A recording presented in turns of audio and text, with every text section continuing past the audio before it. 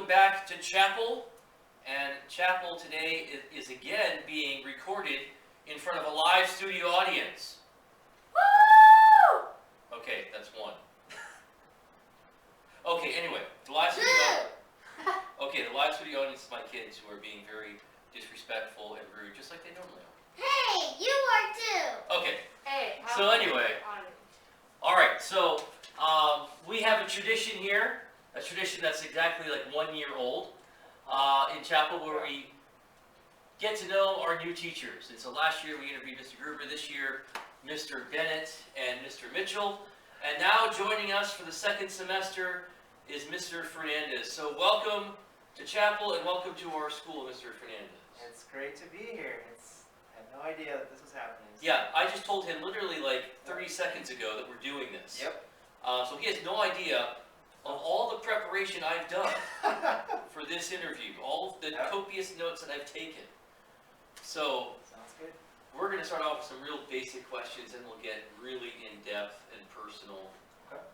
So first, tell us a little bit about just your testimony, how you came to know the Lord, how you became a Christian. Yeah, that's a great question. So first of all, should I be looking at you, or should I be looking over there? Well, it's hard not to look at me. I'm a pretty good-looking guy. But you could do either way, and I think we can run with it. All right, cool. So I became a Christian on November 15th of 2011. So this year will be 10 years that I've been Christian in November.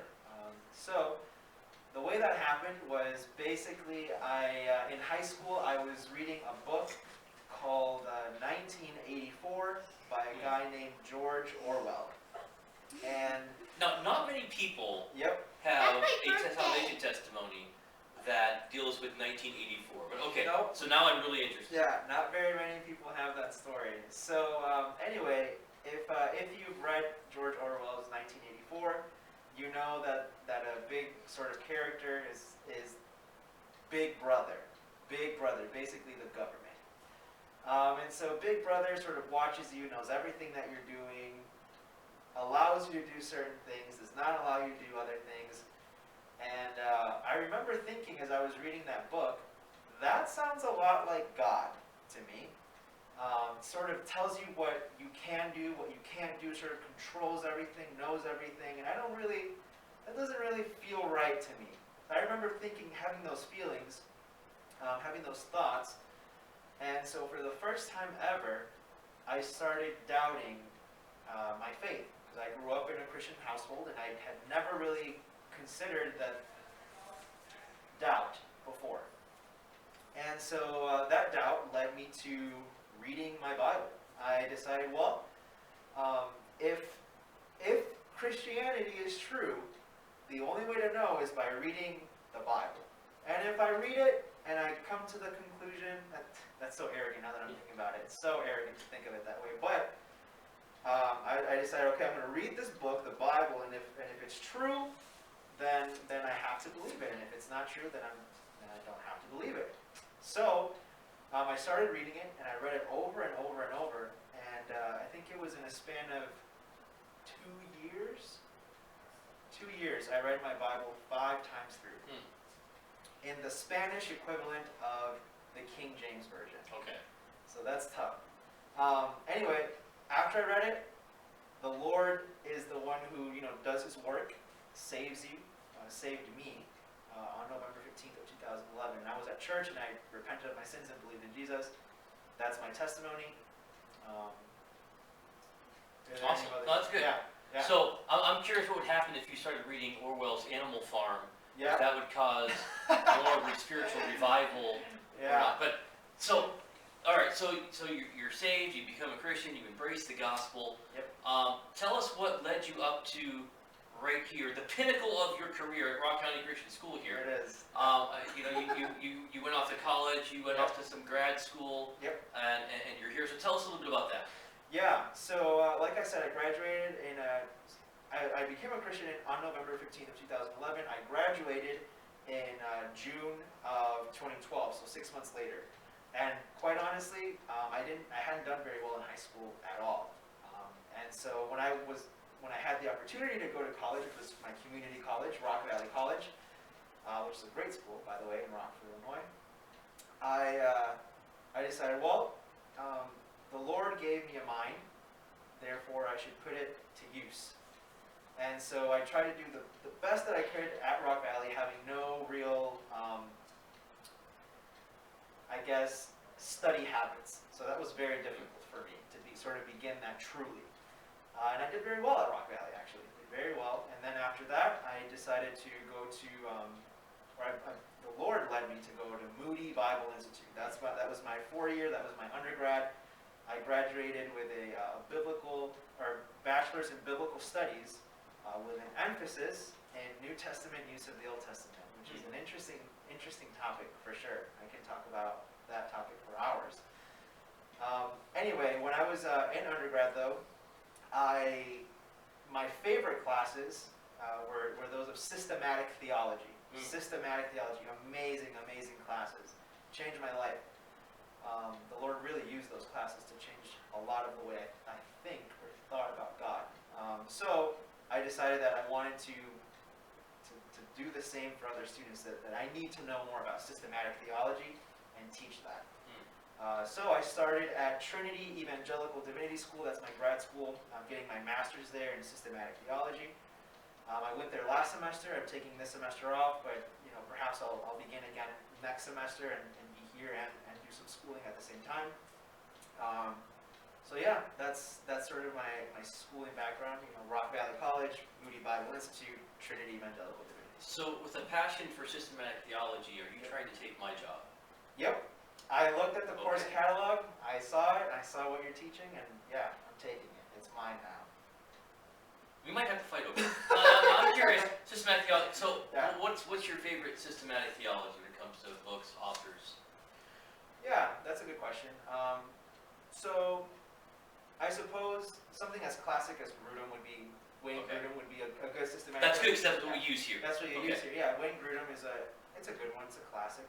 There are some things that I would say that with Grudem that I'm not sure about. You're talking about the Trinity? I'm talking about Trinity, Okay. or even I think he has some interesting ideas on when Jesus died on the cross.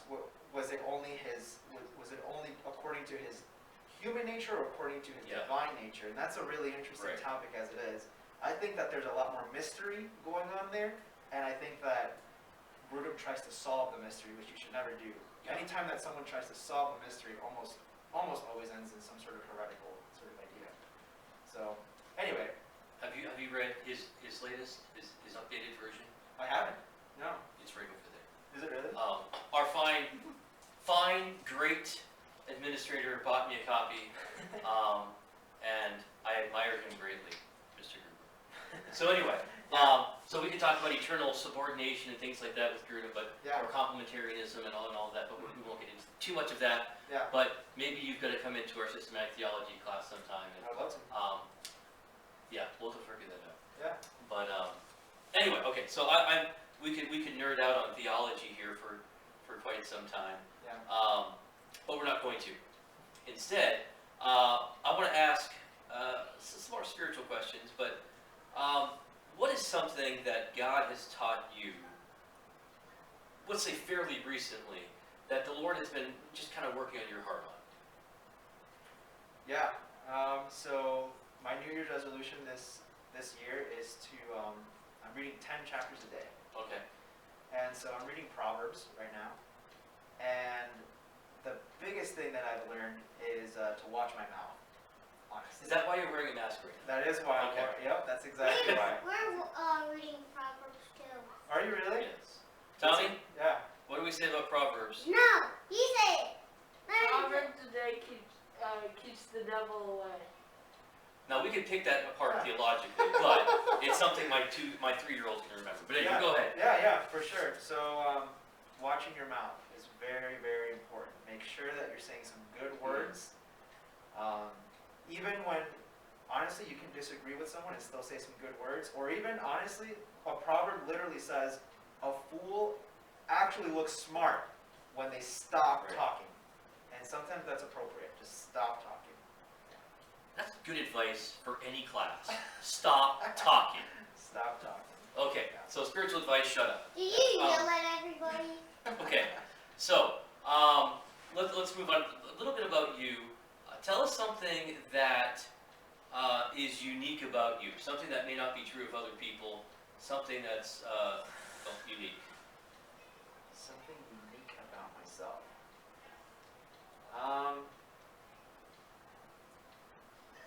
I traveled. I don't know if this is unique.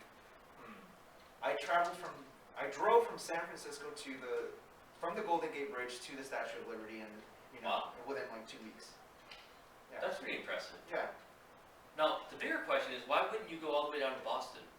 Because that's Yeah. where awesome people are from. Yeah. No, I didn't even think. I just wanted to see the Statue of Liberty. That's what it was. Is that? Yeah. I don't know if I was in Boston area. No, I wasn't in Oh, Boston. you should. Yeah. That's where I'm from. Is it really? Yes, Oh, okay. Boston area. Okay. But anyway, I live 2 hours away from the Statue of Liberty, and I never have been. Really? And I don't know why. It's What? really weird. Yeah. Taking the ferry there. It's beautiful. It's amazing. We're gonna do that some point. You should do it. Okay, so Yeah. let's just say it's a Friday night. You got some free time. Yep. Not that teachers get free time. Yeah. So what are you doing? What are some of your hobbies? What do you do for fun when you're not studying systematic theology? Yeah. That's actually really funny that you mentioned that. I had a friend. I'll just put this really out there really quickly. I have a friend, and she was like, "Oh, 'cause my birthday was last weekend. January 30th is my birthday." Happy birthday! Yeah, I didn't even know. Okay. No, that's all right. So she was like, "Hey, I want to send you a book. What kind of book do you want?" And I sent her the books that I wanted, and she said, "Why are all these textbooks? These are all textbooks. Like, don't you read for like fun, like any fiction books? Like, actually, like, I don't really do that often. At least not right now. So what do I do on a Friday night? Honestly, I'm watching a lot of Netflix. Okay. Is that all right? Is that okay to say? I don't know. Hulu, Netflix. I watch a lot of shows.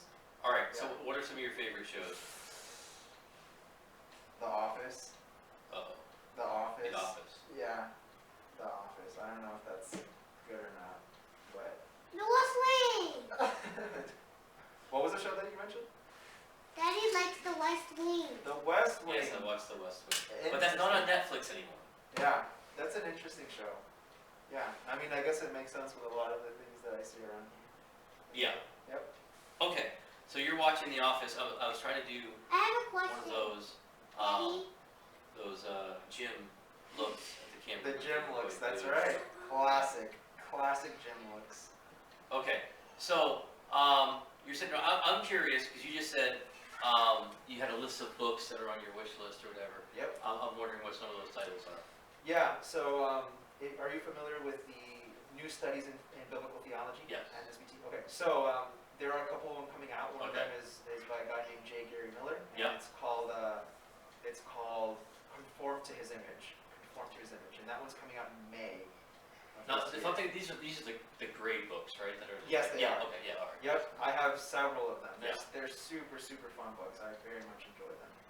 So, do you prefer to read electronically on Kindle or something, or No way. actual book? Physical books. Okay. Physical books. I can't do it. I can't read a whole book. As it is,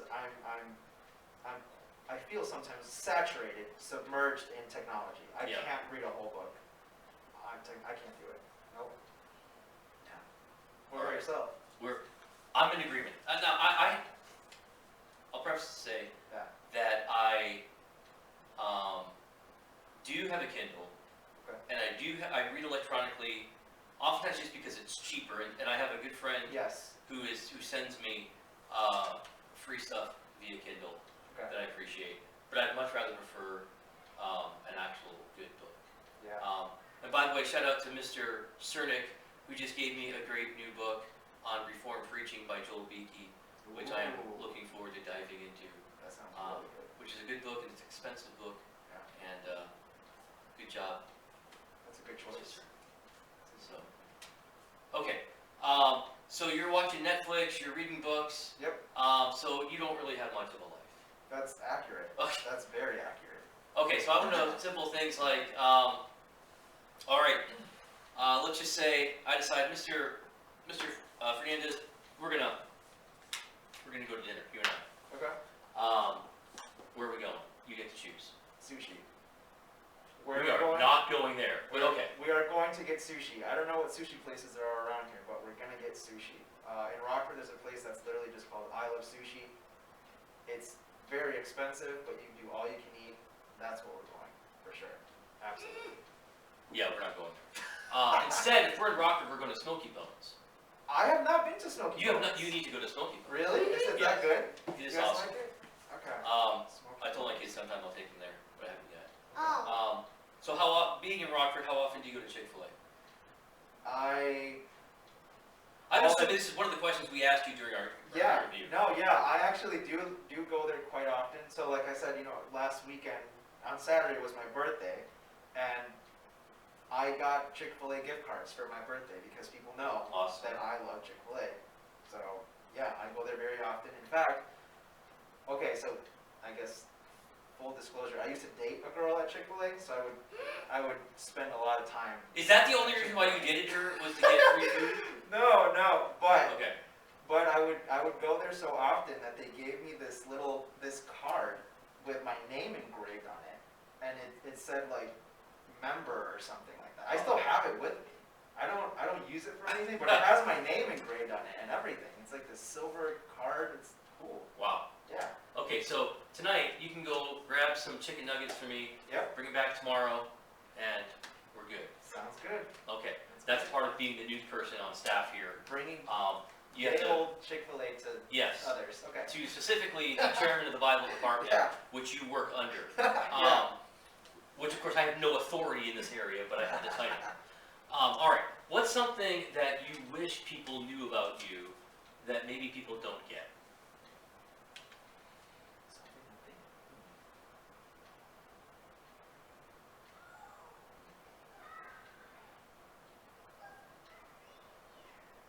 Wait, repeat the question. Okay, something that, well, let me rephrase it. Something people misunderstand about you or don't understand about you. Maybe a wrong perception. A wrong perception about me. Yeah, so I guess more recently what I've noticed is that people think I'm really mean because they can't see my face. I have this Yeah. mask on pretty often, and so I had some students in my 7th grade class the first time that I pulled it down to eat my lunch, and they were like, "You look a lot nicer." It's like Darth Vader taking off the helmet, Yeah, right? Yeah, or exactly. Mandalorian taking off the helmet. Yeah, so I guess that's a misconception. I think I'm not that mean, I hope, but yeah. Tony, is he that mean? What? Tony's not even paying attention. Is Mr. Fernandez mean? No. Well, No? he's only mean if you're mean. I'll just give you that. Okay, That sounds about right. That sounds pretty fair to me. fair enough. Yeah. All right, so we'll get back into the realm of entertainment movies. Yep. Star Wars or Star Trek? Star Wars, for sure. Star Wars, absolutely. All right. I like both. Okay. Yeah. So, let's see. Let's jump this. Wait, can I ask you a question? Yes, you can ask me a question. What's your favorite Star Wars movie? Oh, by far, Uh-huh. episode. Let me try to think now. 6. This is Wow. the Ewoks, Okay. Yeah. and yeah, that would be my favorite. Oh, interesting. Yeah, that's all right. You say interesting, like, wow, this guy's a freak. What do you No, think? I guess 6 is all right. 6 is all right. It's not the one that because 5 is objectively the best. That's just the point. That's just what I'm getting at. 5 is good. Empire Strikes Back. Empire Yeah, Strikes Back. I can get that. Yeah. But see, 6 for me is when I got into Star Wars. I remember seeing this in the theater. Okay.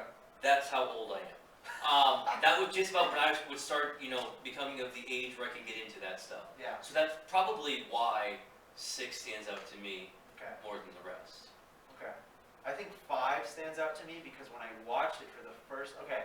So everyone knows that whole part in episode 5 where. Spoiler alert. Yeah, spoiler alert. Where Darth Vader says, "I am your father," right? And Luke says, "No, that's impossible." So I had always heard that phrase, but I'd never seen it in the movie. So when I saw the movie, I actually had forgotten that that happened. So Yeah. when he says, "I am your father," I was so shocked for like a split second, and that's why it stands out to me, because it really was a shock for me at that moment, even though I had heard it, hundreds of times before. My favorite Star Wars memory, and I don't know why we're talking about Star Wars, but I guess I brought it up. Yeah. When the original trilogy was re-released, I was in college, and I wasn't a huge Star Trek fan, but I had some friends who were, and so we went to the midnight showing. We waited in line for an hour or so, and sure enough, I'm sitting next to some guy in a Wookiee outfit. But it got to the scene where Leia kisses Luke, and someone shouts out, "Dude, that's your sister!" And everyone is laughing and everything. But anyway, Yeah. so all right, let's get to some other things. Does pineapple belong on pizza? This should be a simple answer. All right. Look. Personally, I would say no. That's where you need to stop. It's just no. Okay. I just want to say I get it. I also understand. No, there's nothing to get here. That's wrong. And Everything else is wrong. Yeah. Okay, so pineapple does not belong on pizza. Yeah. Coke or Pepsi? Coke. Good. Coke for All sure. right, you're on a roll here. Good. That fits in with the Chick-fil-A. Yep. Because Chick-fil-A Coke is actually good. I think it's even better than McDonald's Coke. Whoa. Um, Bold statement. so it's the Lord's Chicken. You It don't is go the against Lord's chicken. So, Yes. and so I'm assuming it's Chick-fil-A over Popeyes too. Oh yeah. Okay. Oh yeah. At least in terms of the chicken sandwich. Yes. Yes. Because if you're talking about the actual wing or the tenders, I think I'd go with Popeyes. TBH. Yeah. This might call for a taste test. Yeah. We might have to bring some stuff in. Yeah. But I can't remember if I've had Popeyes tenders. They're good. My wife ordered some. I'm more of a chicken guy. Okay. Okay, here. Speaking of this, this is my love language is food. As you guys can tell. When it comes to wings, bone in or boneless? Man. All right. Straight up, I go boneless. Okay, so that was a trick question because there is no such thing as a boneless chicken wing.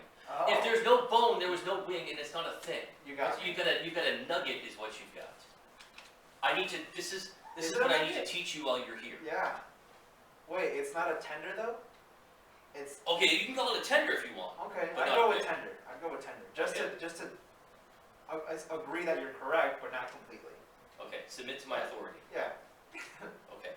So, all right. Anyway, we need to wrap this up because you guys have a quiz to take over this, and I'm hoping this has been better than most of our chapels. Although I thought last week's chapel was really good. Yeah. But final question. Yep. I want this to be more of a meaningful question, thought-provoking question. But when it comes to your favorite topic seems to be systematic theology, so you can talk about. Yep. What is it that drives your passion in that area? Why systematic theology?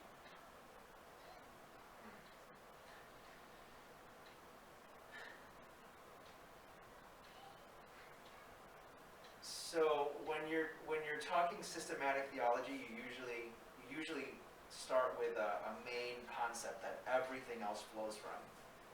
And when I was taking systematic theology at undergrad, the driving sort of idea, the concept was union with Christ. Yeah. Which can be illustrated, I suppose, by saying, well, here's Jesus and here's you, and when you're a Christian, this happens, this union, right? And learning what that union means and how it affects church, how it affects sacraments, how it affects your Christian life, how it affects proclamation of the gospel. It's beautiful. It's never ending.